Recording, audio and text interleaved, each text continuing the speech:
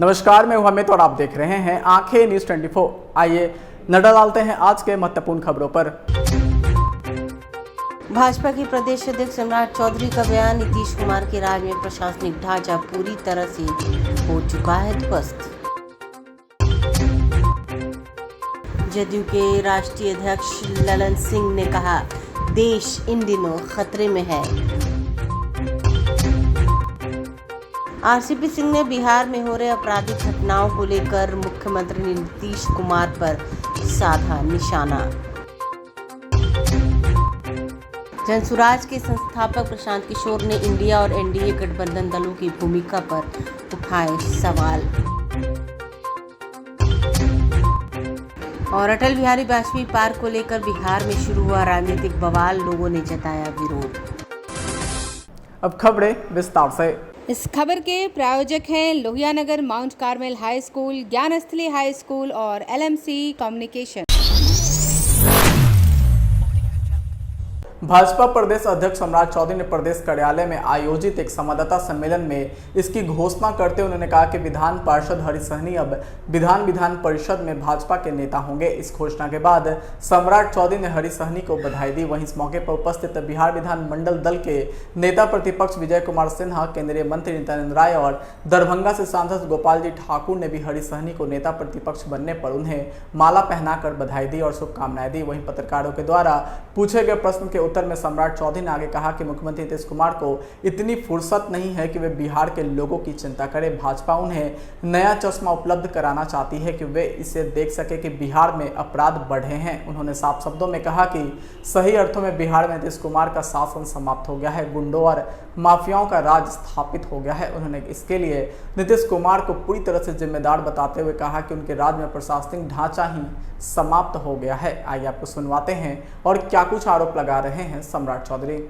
बिहार में नीतीश कुमार जी को फुर्सत ही नहीं है कि बिहार की जनता की चिंता करें। और आज जिस तरह आप देख रहे हैं, पिछले कई महीनों से लगातार बिहार की जनता पर हमला हो रहा है और नीतीश कुमार जी आराम से चैन की नींद सो रहे हैं। और वो बार बार कहते हैं कि हमको तो पता ही नहीं है, हमको जानकारी ही नहीं है, बिहार में ये स्थिति है। अब उनको अलग से एक चश्मा उपलब्ध भारतीय जनता पार्टी कराना चाहती है कि नीतीश बाबू आप बताइए किस चश्मे से देखना चाहते हैं। आज भी बेगूसराय में, मोतिहारी में और जिस तरह गवाह की हत्या हो रही है, इससे स्पष्ट है कि पुलिस संरक्षण देने में पूरी तरह विफल है। जिस तरह पत्रकार विमल यादव जी की हत्या हुई, वो भी गवाह के तौर पर थे। बेगूसराय में भी जो पिता और पुत्र की हत्या हुई, वो भी गवाह के तौर पर थे। तो बिहार की सरकार पूर्ण रूप से बिहार में कानून का राज समाप्त हो गया और नीतीश कुमार जी इन सारे मामले में पूरी तरह विफल हो गए। पार्टी की सरकार नहीं है, ये नरेंद्र मोदी की सरकार है। हमारे यहाँ हमले होते हैं तो हम तो पाकिस्तान के इलाके में घुस के मारते हैं। ये कमजोर पार्टी नहीं है। भारतीय जनता पार्टी के नेता नरेंद्र मोदी 56 इंच वाले हैं और 56 इंच का सीना दिखाने का काम करते हैं। तो लोग क्यों मर रहे हैं? जनता का राज है तो लोगों की हत्या कैसे हो रही है, गवाह की कैसे हत्या हो रही है? यही तो जवाब मांग रहे हैं हम। उनके पार्टी के नेता कह रहे हैं कि जो हत्या हुई उस पर कार्रवाई। अरे तो सभी जगह कार्रवाई हो रहा है। कानून का राज स्थापित करना, डर स्थापित करना। देखिए, इसलिए डर खत्म हो गया कि बालू माफिया, शराब माफिया और जमीन माफिया ये सरकारी तंत्र पर कब्जा कर।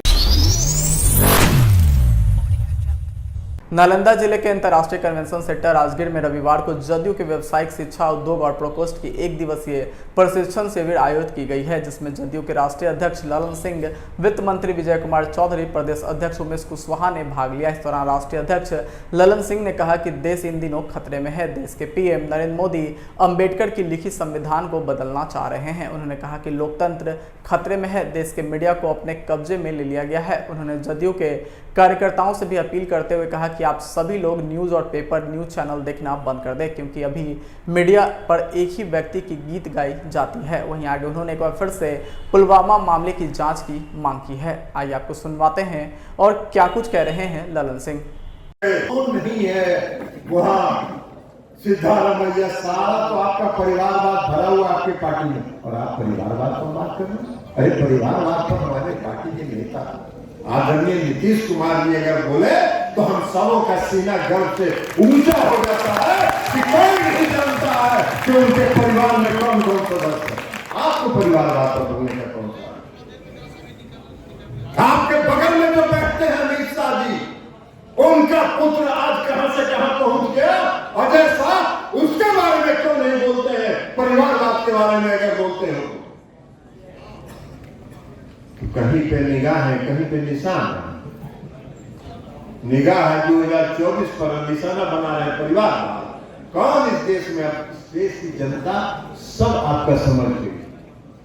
अब कह रहे तुष्टीकरण, तुष्टीकरण तो कोई नहीं कर रहा, तुष्टीकरण तो सिर्फ आप ही कर रहे हैं। सुबह से शाम तक एक ही काम करते हैं, धार्मिक उन्माद समाज में कैसे करें? क्योंकि अगर धार्मिक उन्माद हिंदू, मुस्लिम, सिख, ईसाई ये सब नहीं करिएगा तो वोट कौन देगा आपको? अब तो जनता आपका समझ गई है कि आपने पूरे देश की जनता को छलने का काम किया है, आपने देश की जनता को छला है, तो इसलिए अब देश की जनता तो जान गई है। अब आप पर कौन भरोसा करेगा? अब आप पर कौन विश्वास करेगा? तो धार्मिक उन्माद फैलाते। भाई इस देश में हर व्यक्ति को अधिकार है, हर व्यक्ति को अधिकार अपने धर्म के प्रति आस्था रखते हैं।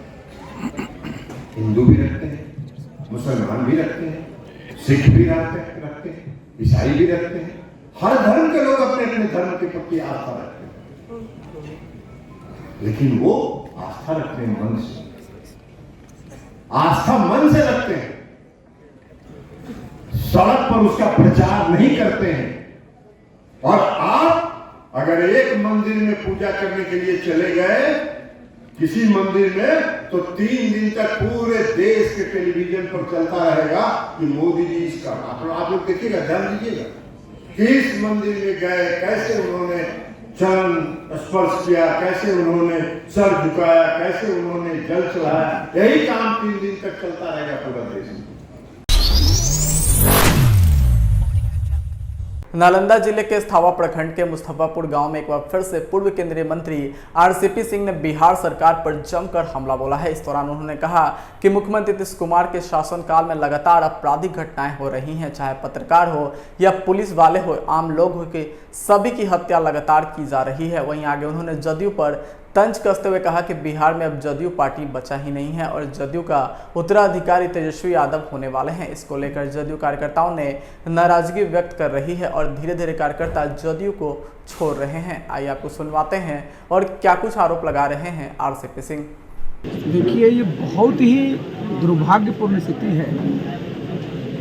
आप किसी भी जिले को ले लीजिए, समाज के किसी भी तबके को ले लीजिए, सब लोग बिल्कुल आतंकित हैं। आपने देखा ना भाई, चाहे वो मुजफ्फरपुर का मामला हो, पटना का मामला हो, अररिया का मामला हो, नालंदा का मामला हो, कोई जिला ही नहीं है, सब जगह जो है अपराध चरम सीमा। और सबसे दुर्भाग्य बात क्या है, मुख्यमंत्री जी से पूछा जाता है, क्या कहते हैं बिहार में अपराध कहाँ है? आप जरा समझिए कि यहाँ कोई तबका नहीं है जो आज आतंकित नहीं है, और दिन दहाड़े गोलियां चलाई जा रही हैं। चाहे वो कोई भी मामला हो, पीछे कुछ भी हो, लेकिन रिजल्ट क्या निकलता है? रिजल्ट यही निकलता है कि भाई फलाने की हत्या हो। पत्रकार भी सुरक्षित नहीं है, कारोबारी सुरक्षित नहीं है, अपहरण की घटनाएं बढ़ चुकी हैं। देखिए, नीतीश बाबू की पहचान क्या थी?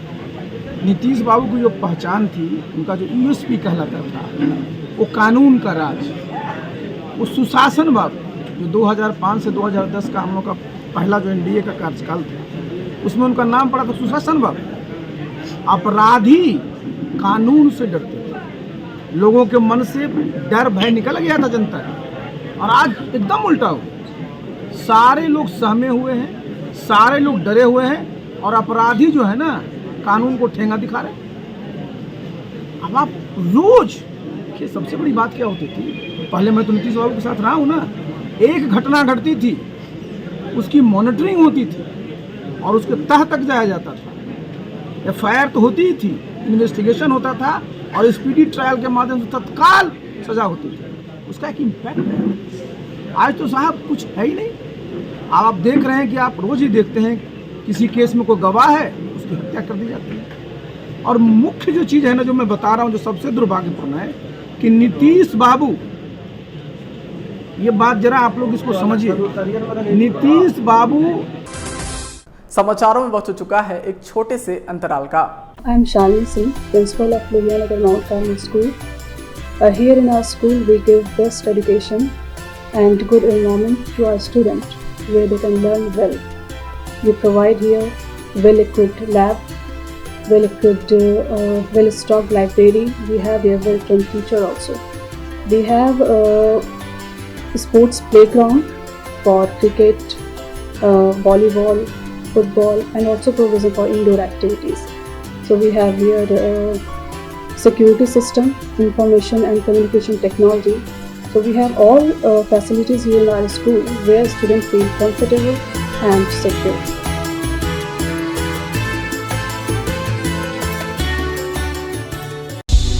क्या आप पत्रकारिता के क्षेत्र में अपना कैरियर बनाना चाहते हैं? तो आज ही royal Ashoka institute of mass communication and journalism में अपनी जगह सुनिश्चित करें। आर्यभट्ट ज्ञान विश्वविद्यालय पटना से मान्यता प्राप्त 100% प्लेसमेंट के साथ royal Ashoka institute of mass communication and journalism नामांकन जारी है। हमारा पता है DS/16 गायत्री मंदिर के समीप, कंकड़बाग, पटना 8,20,000। आप हमें संपर्क भी कर सकते हैं। हमारा मोबाइल नंबर है 9955456126। ब्रेक के बाद आपका फिर से स्वागत है। जन सूरज पदयात्रा के सूत्रधार प्रशांत किशोर ने बीते कुछ दिनों से चर्चा में रहे इंडिया और NDA गुट की पोल खोलते हुए उन्होंने कहा कि इंडिया और NDA में दोनों साइड देखिए 26 से 27 दल बैठते हैं, जिसमें भी 2/3 दल ऐसे हैं जिनके एक भी सांसद नहीं है। ये तो संख्या गिनाने के लिए दलों की मारी पीटी और कर्मकांड है कि भैया सबको बैठा लीजिए। ये बिल्कुल मतलब नहीं है कि ये राष्ट्रीय राजनीति को उलट पुलट कर देंगे। बिहार का जहाँ तक सवाल है तो 10 बरस से NDA की सरकार है। 10 बरस पहले भी बिहार देश का 28वां राज्य है, आज भी सबसे गरीब राज्यों में आता है। वहीं नीतीश कुमार प्रधानमंत्री बनने के सपने पर तंज कसते हुए प्रशांत किशोर ने कहा कि नीतीश कुमार के पास 42 विधायक और 16 MP है जो पिछले गठबंधन में वो जीते थे। इस बार कितना जीतेंगे ये बिहार के लोगों को हमसे बेहतर मालूम है। आइए आपको सुनवाते हैं और क्या कुछ कह रहे हैं प्रशांत किशोर। नीतीश कुमार जी के पास तो कुछ है ही नहीं, न दल है न इमेज बचा है, तो आप किस आधार पर आपको कोई बना दिए? तो बिहार के पत्रकार जो हैं ये आप लोग जबरदस्ती का खबर बनाते हैं। आप कर्नाटक में, तमिलनाडु, बंगाल में जाइए तो कौन चर्चा कर रहा है नीतीश कुमार की? और जिस दिन महागठबंधन बिहार में बना उस दिन मैंने ये बात कही कि बिहार का महागठबंधन बिहार की घटना है, इसका राष्ट्रीय राजनीति पर कोई असर नहीं पड़ने वाला है। RJD को 0 MP है बिहार में। अब आप लोग का ये मानना है कि भाई ये इतना मजबूत दल है कि ये लोग डिसाइड कर सकते हैं। जिस दल के पास 0 MP है वो तय करेगा कि वो कौन देश चलाएगा, ऐसा संभव है? नीतीश जी के पास 42 गो विधायक है और 16 गो MP है जो पिछले गठबंधन में वो जीते थे। कितना इस बार जीतेंगे वो आपको बेहतर मालूम है हमसे। तो जब आपकी अपनी ताकत नहीं है, आपके अपने 10 MP नहीं है, तो आप देश की राजनीति में क्या भूमिका अदा कर सकते हैं? 26-27 गो दल बैठता है, दोनों साइड देखिए, इंडिया में भी और NDA में भी। तो उसमें 2/3 दल तो ऐसे जिसका एक को MP नहीं है। वो तो संख्या गिनाने के लिए एक दलों की परिपाटी है, कर्मकांड है कि भैया सबको बैठा लीजिए। इसका मतलब ये थोड़ी है कि वो कोई राष्ट्रीय राजनीति को उलट पुलट कर देंगे। और जहां तक बिहार का सवाल है, चाहे सरकार NDA की बने कि इंडिया की बने, बिहार की तो समस्या ये है कि भाई हमारे लिए पलायन कौन रोकेगा? 10 बरस से NDA की भाजपा की सरकार है, तो बिहार तो 10 बरस पहले भी 28वां देश का सबसे ज्यादा गरीब राज्य था और आज भी हम लोग देश के सबसे गरीब राज्य हैं। बिहार में शिक्षा व्यवस्था, रोजगार, पलायन जो मुद्दा है उसको तो ना भाजपा एनडीए ने सुधारा है ना इंडिया ने सुधारा है, तो बिहार के लोगों के नजरिए से कैसे फायदा हो जाएगा। जगह जगह बहुत सारे पार्क बने हैं, तो इसमें गड़बड़ क्या है? हमारा काम है पार्क का उद्घाटन करना, वन पर्यावरण मंत्री हैं तो पार्क का उद्घाटन होगा। एक और अटल बिहारी वाजपेयी को लेकर के विवाद हो रहा है कि आपने अटल बिहारी वाजपेयी का पार्क का नाम बदल करके कोकोनट पार्क कर दिया, उसका उद्घाटन करना। कोकोनट पार्क तो शुरू से नाम है उसका, ये नया मोहरा ये लोग बन रहे हैं भाजपा के लोग, ये लोग गलत कर रहे हैं, बदमाशी कर रहे हैं। रूमर उड़ रहा है मीडिया के थ्रू कि उसका नाम बदला गया, कोई नाम नहीं बदला गया, कोकोनट पार्क ही है उसका नाम, शुरू से उसका नाम कोकोनट पार्क ही है। जी। बिहार की राजधानी पटना में अटल बिहारी वाजपेयी पार्क को लेकर बवाल मचा हुआ है। वन एवं पर्यावरण विभाग इस पार्क का नाम बदलकर कोकोनट पार्क रखना चाहती है। स्थानीय लोग सरकार के इस कदम का लगातार विरोध कर रहे हैं। लोगों का कहना है कि अटल बिहारी पार्क का नाम नहीं बदला जाना चाहिए। हालांकि अभी तक इस पार्क को कोकोनट पार्क के नाम से ही जाना जाता है। दिलचस्प है कि पर्यावरण विभाग तेज प्रताप यादव के पास है। बता दें कि कंकड़बाग में बना पार्क कोकोनट पार्क के नाम से ही जाना जाता है। साल 2018 में पूर्व प्रधानमंत्री अटल बिहारी वाजपेयी के निधन के बाद बीजेपी नेताओं ने इस पार्क में उनकी प्रतिमा स्थापित कर दी। इसके बाद इस पार्क का नाम अटल बिहारी वाजपेयी पार्क रख दिया गया। वन एवं पर्यावरण विभाग ने अब इस पार्क का जीर्णोद्धार किया है। यहाँ कई सुविधाएं शुरू की गई है, इसे लोगों के लिए बेहतर बनाया गया है। वन एवं पर्यावरण विभाग 21 अगस्त को इसका उद्घाटन करेगा। विभाग ने उद्घाटन कार्यक्रम में इस पार्क का नाम कोकोनट पार्क बताया है। इसे लेकर स्थानीय लोगों का कहना है कि इसका नाम अटल बिहारी पार्क ही रखा जाना चाहिए। वहीं लोगों ने हाथों में तख्ता लेकर विरोध भी जताया है। क्या कुछ कहना स्थानीय लोगों का, आइए आपको सुनवाते हैं। नहीं, अच्छा नहीं लग रहा है। कोकोनट पार्क तो पहले से ही था, लेकिन हमारे मोहल्ले के सारे लोगों का ये डिमांड है कि ये जो एक छोटा सा घटिया जैसा एक मूर्ति लगा के वाजपेयी जी का अपमान कर रहा है, ये नहीं होना चाहिए, बल्कि वाजपेयी जी के नाम से ही इस पार्क का अनावरण होना चाहिए। कोकोनट पार्क रहे एड्रेस के लिए, क्योंकि सब लोग एड्रेस उसी से पहचान रहे हैं, उनका साइड में ब्रैकेट में दे दे कोकोनट पार्क, लेकिन मेन वाजपेयी जी के नाम से इस पार्क का नामकरण होना चाहिए। और वाजपेयी जी को पूरा प्रॉपर हमारे देश के जो इतने महान महापुरुष थे उनको सम्मान करना चाहिए। जब अभी हमारे देश के माननीय प्रधानमंत्री जी और सारे लोग वाजपेयी जी का अनुसरण करते हैं, वाजपेयी जी के बताए बातों का हम लोग अनुसरण करते हैं, तो फिर जब सारे पार्क में इतने छोटे छोटे और भी साधारण लीडर का इतना बड़ा बड़ा स्टैचू लगा हुआ है और उनका इतना सम्मान दिया जा रहा है, तो हमारे इतने महान नेता का इस तरह का अपमान क्यों? इनका भी तो उतना ही सम्मान मिलना चाहिए, और इनके सम्मान मिलने से ही हम लोग का सम्मान है। तो इसलिए हम लोग सारे सोसाइटी की तरफ से मैं ये कहना चाहती हूँ कि हमारे वाजपेयी जी का एक बहुत सुंदर सा स्टैचू बना के और इस चबूतरे को बहुत सुंदर सा निर्माण करें, और उनकी जीवनी के बारे में, उनका उपलब्धि के बारे में, उनके हर एक चीज़ के बारे में उनके चबूतरे पे लिखा होना चाहिए, कि जिससे सब लोग आए और उनके बारे में जानकारी हासिल करें और ज़्यादा से ज़्यादा हम लोग जान पाएँ उनको और समझ पाएँ उनको। जिससे नहीं, हम लोग सारे लोग विरोध कर रहे हैं कि हम लोग चाहते हैं कि वाजपेयी जी का एक बहुत सुंदर सा स्टैचू यहाँ पे लगे और उनके नाम से ये फेमस हो हमारा कंकड़बाग का ये पार्क। ये चाहे मैं Madhu Srivastava, advocate, Patna high court.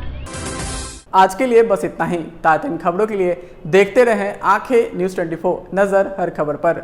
अगर आपने अभी तक हमारे चैनल को लाइक, सब्सक्राइब, शेयर नहीं किया है तो जल्द से जल्द हमारे चैनल को लाइक करें, सब्सक्राइब करें और बेल आइकन को दबाना ना भूलें। नमस्कार। इस खबर के प्रायोजक हैं Lohia Nagar Mount Carmel high school, Gyansthali high school और LMC कम्युनिकेशन।